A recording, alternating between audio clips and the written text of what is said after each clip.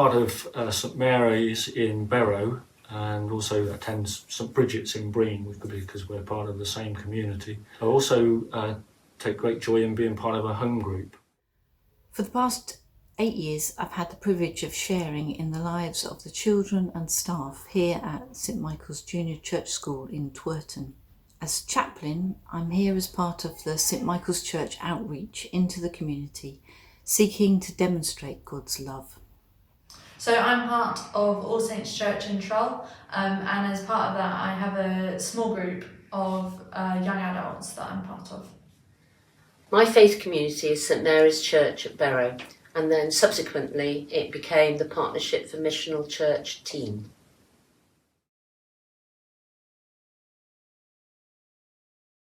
Well, I find that going to church and listening to sermons and being able to worship with other people generates faith.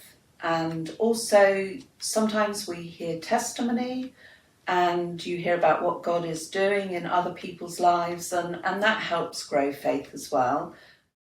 Moving here, we got involved in the Partnership for Missional Church, and that really rekindled my desire to serve God, serve my community. So that has helped my faith grow enormously.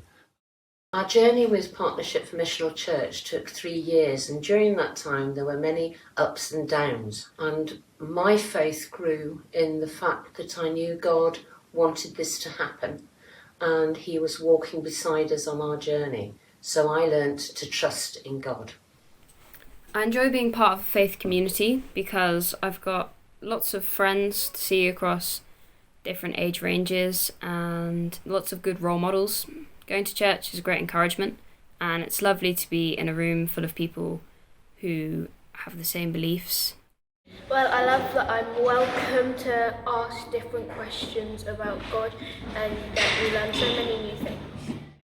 So I actually help to lead the group, and so in leading Bible studies and organising the group, it's really helped me to grow in my discipleship as I disciple others.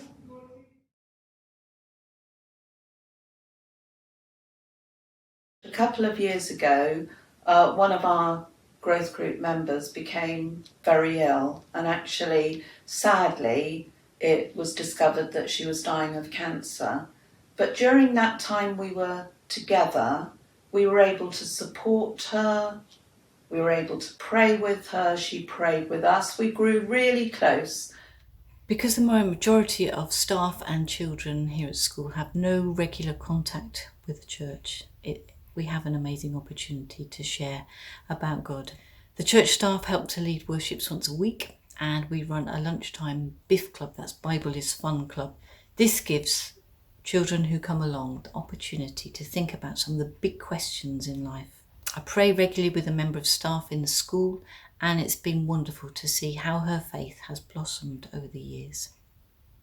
Through the Partnership for Missional Church, we really took a long look, in fact it took 3 years, at what was needed in our community at large rather than just our faith community.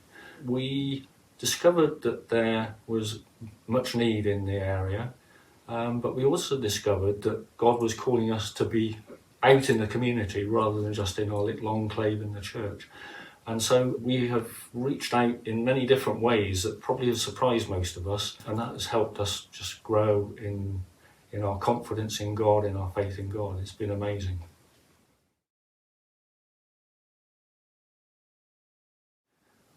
What lockdown showed us was that the thing we missed most was being able to worship together as a community.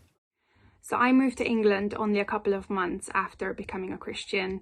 I've only just begun to feel what it was like to belong to a faith community when I was kind of ripped away from it.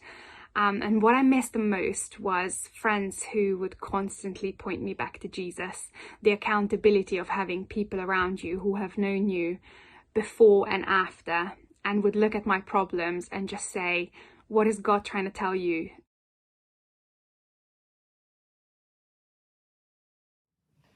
So I think that's about reaching out and welcoming other people into our group.